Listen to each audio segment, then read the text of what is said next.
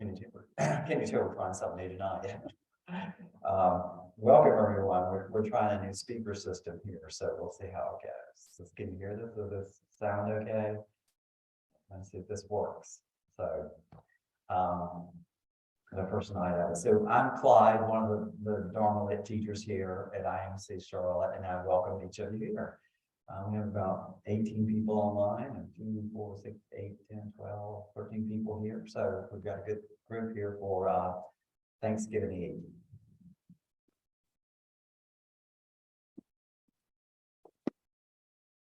So since it is Thanksgiving, I want to talk about the power and the practice of gratitude. It's one of my favorite topics, and it's one thing that I use a lot in my life. So we're going to look at like what is gratitude, what people say about it. We're going to look at some of the benefits of it, and then in this research that I did on it, and I did this time, how it supports our practice, our spiritual practice. I was amazed at what just gratitude, how it supports our practice, and then how we can develop a gratitude practice in our lives. So, oops, well, let's put our glasses on. And maybe we can see. Okay. So what do people say about gratitude? Well, gratitude has been something philosophers have been talking about for years. Cicero said, gratitude is not only the greatest one, but also the mother of all the other remaining virtues. Seneca ranked in grace below thieves, rapists, and adulterers. Hume wrote, of all crimes that human creatures are capable of committing, the most horrid and unnatural is ingratitude. Coming a little bit more current, Zig Ziglar says, gratitude is the healthiest of all human emotions. The more you express gratitude for what you have, the more likely you will have even more to express gratitude for. And that great philosopher, Willie Nelson, said, when I started counting my blessings, my whole life turned around. Neil Donald Walsh says, the struggle ends when gratitude begins. And Philip Moffitt, one of our teachers, gratitude is one of the most powerful practices for living the Dharma in daily life, and the most easily cultivated, requiring the least sacrifice for what is gained in return. What did the Buddha say about gratitude? This is from the Katanu Sutta. The Blessed One said,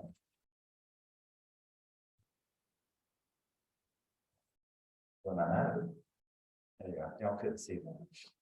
They could. The Blessed One said, now what is the level of a person of no integrity? A person of no integrity is ungrateful and unthankful. This ingratitude, this lack of thankfulness is advocated by rude people. It is entirely on the level of people of no integrity. A person of integrity is grateful and thankful. This gratitude, this thankfulness is advocated by civil people. It is entirely on the level of people of integrity. So what is gratitude? How do we define gratitude? Since it seems to be pervasive across the centuries in all philosophies. And a lot of the information I've gotten is from a group called The Greater Good Berkeley, and this is Robert Emmons and Michael McCullough. They've been doing research on gratitude for years. So a lot of this is research on gratitude. And they define gratitude, it has two parts to it. The first part is that there is goodness in the world. We affirm there are good things in the world, gifts and benefits we received. Now, the First Noble Truth says there's suffering in the world, and that's true. There's also a lot of goodness in the world. And when we look at life as a whole, gratitude encourages us to identify some amount of goodness in our life. The first thing is to recognize there's goodness in our life.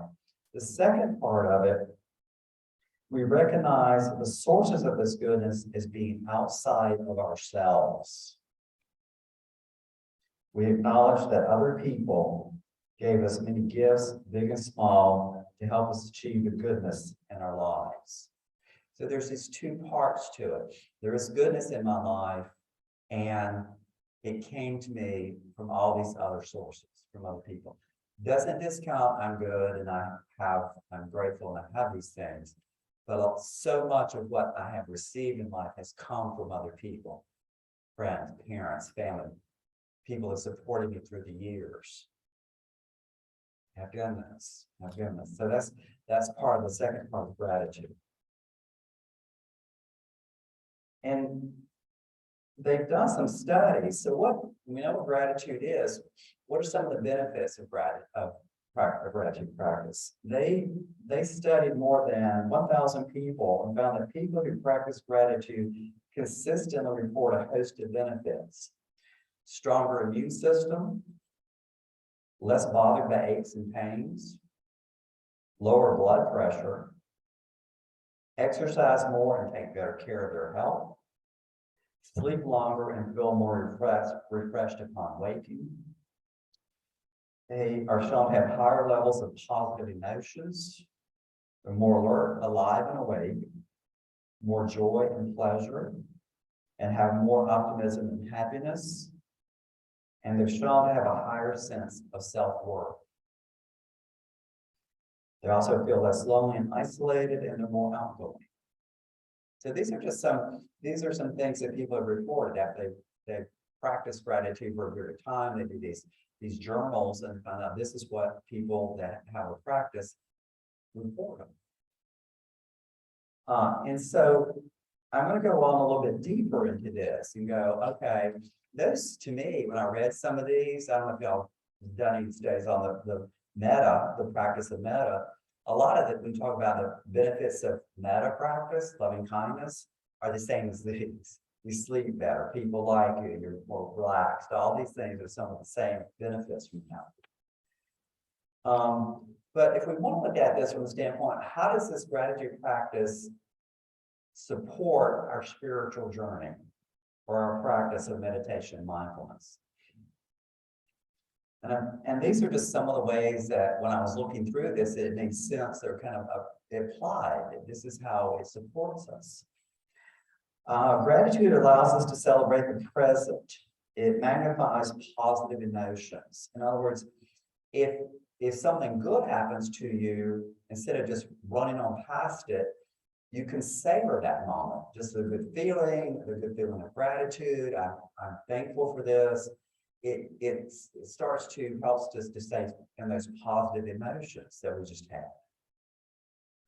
And it's a great way to come back to the present moment. You're doing something, come back to the present moment. The example that I use, I do every time. And now you'll see it. If I get a chance to do this, you go to the mall, or go to the store, or go somewhere, it may be raining, maybe messy or cold outside, and someone gets the parking space up front that you wanted. So you have to drive back farther and farther and farther to finally park. And you go, and I do this, and I go, wait a minute. I'm fortunate that I can walk from here to the store. And all of a sudden, I changed it from being kind of resentful, envious of not being able to get up front to, wait a minute, I can walk. I'm healthy. I can do this. Now, it's going to be different for different people in different circumstances. But so I changed this whole thing from being resentful to being, wow, I'm in pretty good shape. I can do this. And I'm glad I can do it just by doing that. That leads us to the second way, and it brings me back into the present moment also at that point. I'm not caught up in this resentment. My present moment is I'm walking into to the store. The second point, gratitude blocks toxic negative emotions such as envy, resentment, regret, emotions that can destroy our happiness. In that example, what I just did, I was kind of resentful and I changed it. And if we go back to the Noble Eightfold Path, one of the steps is right effort. In right effort, we replace unwholesome thoughts and emotions with positive or wholesome thoughts and emotions. And that's what I did. I was able to do that, to use that in the course of right effort. If I'm in one state, then I think, well, let me replace this unhealthy resentment. Why does this happen to me? To, oh, gratitude. This is good. I can do this. I'm grateful for what I have. So it's a great tool for coming back to the present moment, and also for looking at a situation and going, wait a minute, I'm grateful for something in the situation. And it helps block and stop some of those negative emotions, which is what the whole step on right effort is asking us to do. They've thrown in the research, they've shown that gratitude develops patience. Now, patience is one of the parameters that we just talked about, that we just did the series on. They've shown that there's this link between gratitude and patience. Psychologists has corroborated the gratitude-patient link. People with a strong sense of gratitude are more likely to be able to delay gratification, passing on a small reward now in favor of a greater reward later. And to me, that's kind of what we're doing in this practice. We're seeing the way things are. We're seeing if we cling to this, if we can, this idea of renunciation. If I give this up now, this is temporary, this is impermanent, for a more lasting happiness or contentment. And that's kind of what our practice is doing. That's why patience is so important. And gratitude, having a practice of gratitude, embellishes and helps support this virtue of patience. That's one of the paradigms. This shows us as gratitude, the next step, that gratitude is an antidote to greed. And greed is one of the biggies. It's one of the imperfections. And that was one of the hindrances, not imperfections, one of the defilements. And it's also one of the hindrances. Again, greed often comes from a sense of not having enough, or at least not having as much as everyone else. We get into that comparison thing going on there. Greed assures us that what we have is enough, and greed and gratitude cannot peacefully coexist, it seems. But what I'm talking about here is, if I'm grateful for what I have, if I focus on the gratitude of what I have, I don't focus on this idea of greed. I want this and want that. Well, I'm happy and I'm grateful for what I have. I'm grateful for the car I have. I'm grateful for the house I have. I'm grateful for the food that I have in my house. I can, instead of sitting there and greed, I want this, or this person's better than me, turn it around and go, I'm grateful for what I have. I have this in my life, and I'm grateful. So it's an antidote to greed. It helps to stop this proliferation of greedy thoughts. Patience has been known to develop humility. Recognizing that our good, this is the second part of that definition, recognizing that our good things in life come from others. It begins to shift that idea to focus from me and how good I am and what I've done to others. It takes it away from self. And that's part of our practice here. Is this idea of impersonal, the kind of letting go, this sense of the ego and the self. If I sit and go like, well, I did all this myself. I've got all this stuff and I've got it all myself. And if I turn that around and go, wait a minute, I got this because other people got given this to me. It begins to lessen that ego a little bit. And it also helps us to realize this idea of interdependency, that we're all dependent upon each other. The other thing it's been shown to do is promote forgiveness. And it's also been shown that grateful people are more generous and compassionate.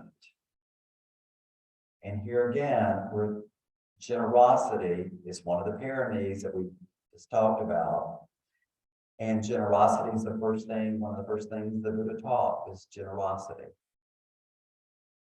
So, and compassion is one of the Brahma Viharas that is part of our practice, that we practice. We want to be more compassionate people. So here we can use the practice of gratitude to help support, because it's been shown that if you are grateful people, they are more generous and more compassionate.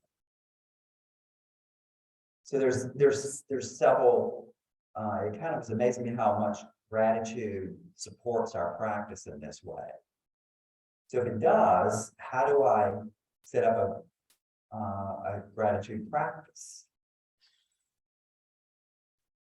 The first thing we want to do is, we know the power of intention is very important in this philosophy, is to set our intention to become a more grateful person. Just set that intention. Just like sometimes we say we want to be a more generous person, I want to be a more compassionate person. We want to set the intention to be a more grateful person. So these are some of the things they recommend. Keep a gratitude journal. This is where they got a lot of this research. People keep gratitude journals.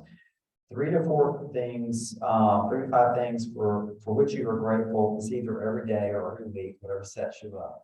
And it kind of makes you, it kind of motivates you and gives you some accountability. Well, if I'm going to have this gratitude journal, I'm going to notice it more. What was I grateful for this week? Count your blessings on a daily basis. This is the one that I do a lot. When I either wake up in the morning, I'm lying there, and I'll go, I'm grateful for this warm bed. I'm grateful that I'm not hungry.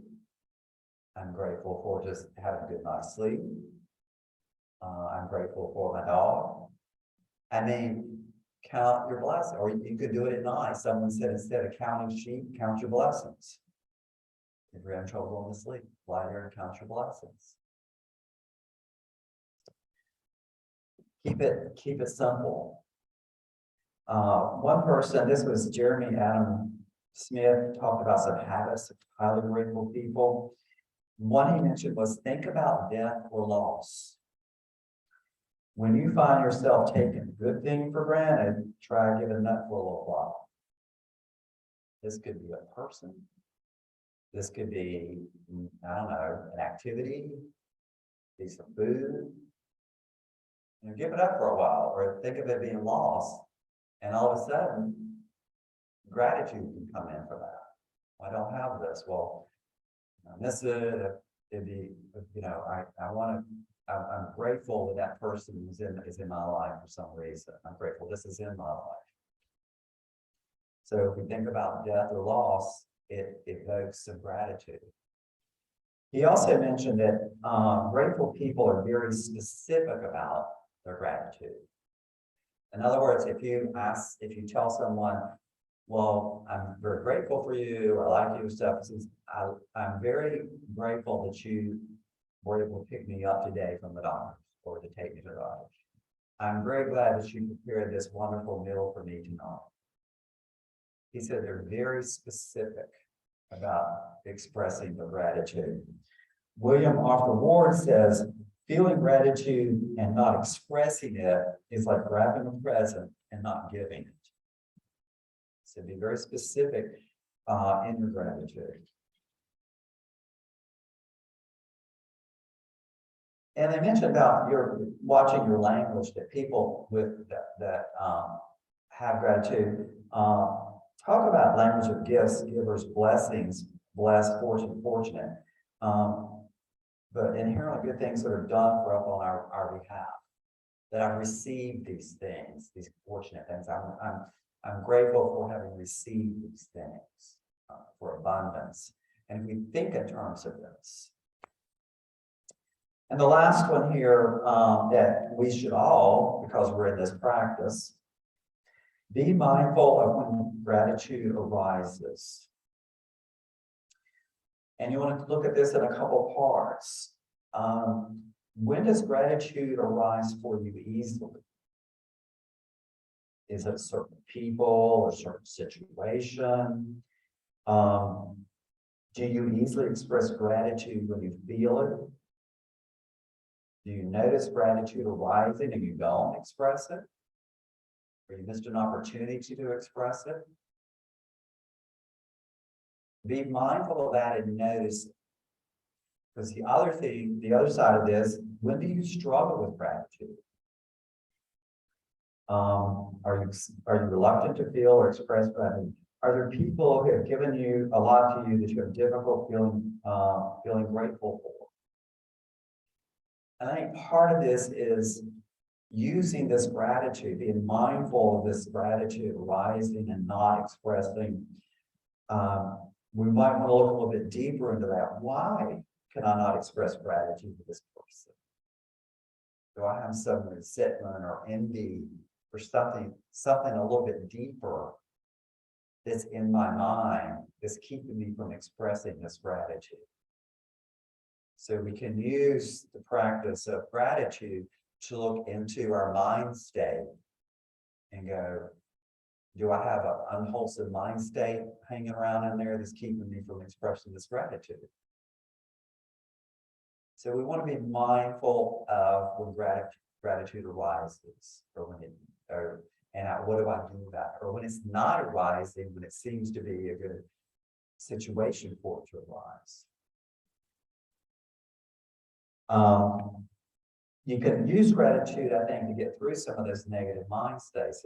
If someone does something for me and I'm envious of this person or something, I can, if I express gratitude, I can get through that mind state of being envy or resentful. And sometimes, you gotta, like, what do they say? I don't know that there's a phrase for it, but anyway, you kind of do it even if you don't feel it. And you kind of, okay, let me try, and you'll say it, even though you don't really feel it, you kind of act on it until it comes to you.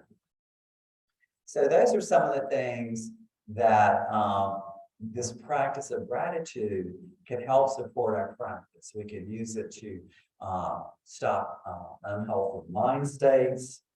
We have all these benefits from it. It helps bring us back to the present moment.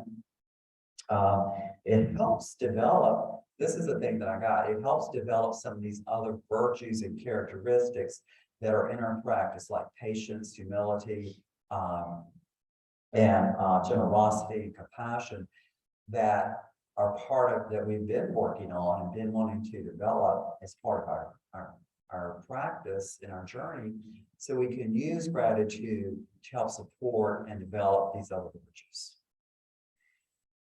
With that, thank you all for being here tonight, and I hope you have a wonderful Thanksgiving and enjoy.